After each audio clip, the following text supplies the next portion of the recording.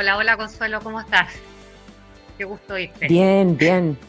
Lo mismo digo. Inmediatamente entremos en materia. ¿Cuál es esta brecha entre la aspiración y la realidad en Chile del acceso a la vivienda? A ver, mira, a mí me gustaría como plantear, como poner un poco la pelota en el piso, como dicen los futbolistas, que están en nada cercana a ese Ujú, mundo.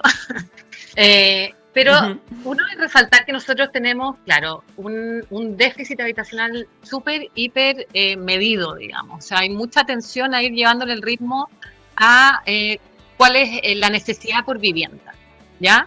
Y tenemos una política de vivienda, tenemos un Ministerio de Vivienda que reacciona frente a un aumento del déficit con una política de emergencia habitacional que se compromete a bajar ujú, en 40% el déficit en 4 años. Y esto lo quiero poner un poco en ujú, perspectiva con el resto de la región. A mí me ha tocado trabajar en muchos otros países de América Latina en materia de vivienda. El resto de la región, entre el 20 y el 40% de las familias vive en asentamientos informales, irregulares, loteos, piratas, etcétera. Y las políticas de vivienda, ujú. o sea, no responden anualmente ni al 1% de la necesidad de vivienda que hay. Entonces, solo para poner en perspectiva que nosotros tenemos una política habitacional con un músculo súper, de alguna manera, trabajado, y estamos con esta meta que se estableció de 200, de 40% del déficit, Claro. atenderlo, llegando más o menos ahí, ¿no? Con todas las dificultades que Ujú, hay, ujú. etcétera. El tema es que nuestra política, siendo tan fuerte y todo, hoy día se ve enfrentada Ujú. al problema de que el tipo de necesidades cambió, ¿no es cierto? Y seguía respondiendo de una manera bastante como rígida con esta idea del sueño de la vivienda propia, que todos los chilenos necesitamos vivienda propia, cuando los Ujú. hogares se redujeron en tamaño, cuando la ola de migración, o sea, alguien que recién viene llegando al país no necesita una vivienda en propiedad, ¿no? Pero sí necesita un lugar Mm, donde llegar, una capacidad del país de alguna manera acoger estas demandas más flexibles, y ahí es donde se generó de alguna manera mm. esta brecha, acompañada, bueno, de toda esta como tormenta perfecta de COVID, de aumento de las tasas de interés para Claro. acceder a créditos de la clase media, etcétera, etcétera. Pero eh, lo que tenemos hoy día es un déficit que yo la verdad voy a poner un contrapunto un poco a lo que se habla normalmente en materia de déficit, pero del déficit habitacional, 60% corresponde a allegamiento. Ahora, ese allegamiento, la manera en que nosotros lo entendemos, no existe Allegamiento de allegados, digamos, allegados, personas que allega, viven con otra familia. personas. Exacto, personas que viven, por ejemplo, una mujer joven, profesional, sin hijos, que vive con los padres o con el abuelo o los abuelos, se entiende Ujú, como un núcleo familiar distinto porque tiene ingresos propios. Entonces, en ese sentido, se le mm. califica como allegado. Entonces, hay una Ya. manera de, porque distinto es allegamiento con hacinamiento, o sea, que tú te allegues, o sea, que tú vayas a vivir con un Mm, pariente, y además no haya espacio suficiente en el hogar como para acoger, que se supone que son 2,5 metros mm. cuadrados por persona. Eh, Perdón, en una habitación no pueden haber más de 2,5 personas. ¿Ah? Entonces, Ujú, ujú. eso es el hacinamiento, pero el tema es que estamos midiendo en Chile. Yo creo que la nueva etapa que viene es repensar la manera en que medimos el déficit, ¿sí? Porque gran parte del déficit de hoy día Claro. es allegamiento, como te decía, y gran parte de ese allegamiento son como mujeres profesionales, jóvenes sin hijos. ¿Te fijas? Entonces le estamos metiendo presión a un déficit que tal vez en otros países se llaman nuevos No arreglos es, no familiares, ¿no? debieras. No, es Ahora, que un déficit que no debiera ser, espérate, Isa, un déficit que no debiera ser, que quizás, no quiero ofender a nadie, no requiere una solución tan acuciante. exacto, Pero por otro exacto. lado, por- porque las familias son más chicas, porque quizás hay espacios para que tú vivas con tus abuelos, quizás con tus papás, pero también está la cuestión cultural que en Chile la casa propia es de verdad como la empanada y el vino tinto. O sea, es como algo súper definitorio de lo que significa avanzar en la vida. La casa propia es lo que los chilenos queremos, ¿verdad? Sí, la queremos siempre y cuando esa casa propia nos genere valor. Consuelo, mira, hay un estudio que lo recomiendo que lo vean, es una chilena que se llama Fernanda Rojas, una economista que hoy día está en una ¿Ya? universidad muy prestigiosa en Estados Unidos.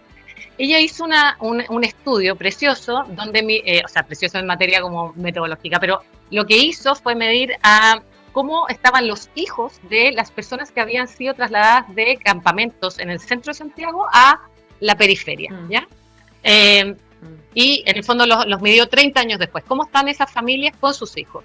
Y lo que midió no solo es que esos hijos tenían menos probabilidad de salir del colegio, que tenían trabajo pero peor pagados porque normalmente estaban en el mercado informal del trabajo, pero lo más notable es que ella midió que la pérdida económica agregada a nivel de hogar de esas familias era mayor al valor del subsidio que habían recibido. O sea, la vivienda social per se, en propiedad, como lo que entendemos como la solución habitacional, en muchos casos fue un chaleco de plomo para muchos hogares que le restó oportunidades. ¿Te fijas? Entonces, tal vez cuando tú estás hablando de una pareja joven que quiere vivir e independizarse, y eso es legítimo, y si necesita ayuda del Estado, bueno, que bien, pero de repente tú no necesitas fijarlo en un espacio, en una vivienda propia, más en la periferia, tal vez necesita un acceso a sectores que le ofrezcan más oportunidades de trabajo, de servicios, etcétera, que una vez que logre mayor estabilidad podrá acceder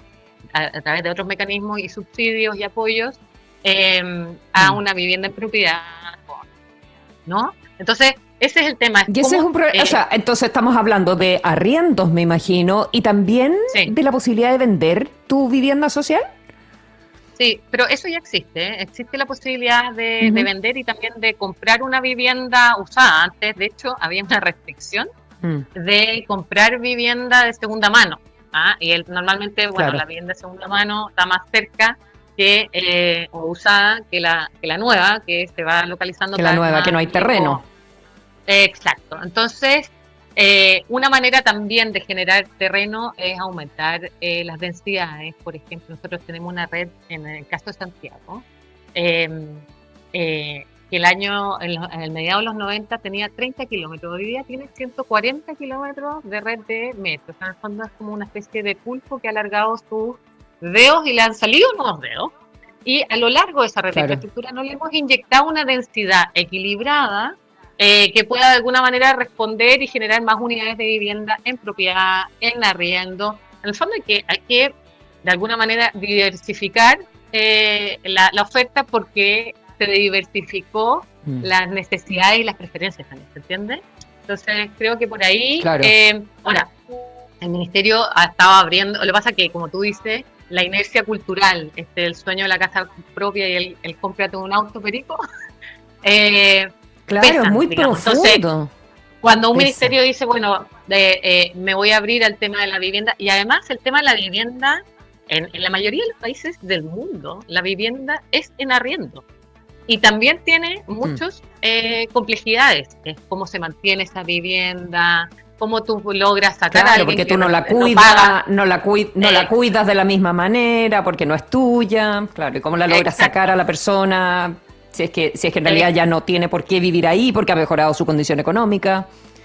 Exacto, entonces el tema de la administración y quién administra mejor, si es solo el Estado, si son las fundaciones sin fines de lucro, si son organismos privados, etcétera, es todo un mundo, digamos. Claro. Entonces, y la vivienda en propiedad, como te decía, no per se es una solución, como este estudio que te comentaba Fernanda Rojas muestra que no necesariamente si no se hace bien, si no se hace integrada, si no se hace con barrio, con equipamiento, etcétera, con diversidad social, etcétera, no se logra el objetivo esto de la solución. Entonces, es un problema complejo y a los problemas complejos hay que abordarlos no simplificándolos, ¿no? Sino que honrando esa complejidad y tratando de ver las distintas como opciones que hay. Pero estamos aprendiendo y el Ministerio de a poquito ha ido abriendo también, porque tú hay unas políticas que se llaman densificación en sitio propio, de repente hay unos sitios que son grandes, que la misma familia le puede inyectar 2 o 3 unidades más, bien diseñadas y no sé qué tal y cual. Entonces, claro. O sea, Es flexibilizar. no rehuir la complejidad y poner más alternativas, hacer más flexibles entonces las políticas habitacionales. Isabel Brain, 1.000.000 de gracias por haber estado hoy día en el lado C y nos vemos la próxima semana. Sí, gracias a ti. Suerte, Consuelo. Chao, chao. Chao, chao. Son las 9 de la mañana con 15 minutos. En Radio 13C escuchas Lado C con Consuelo Saavedra. Long, long time ago, I can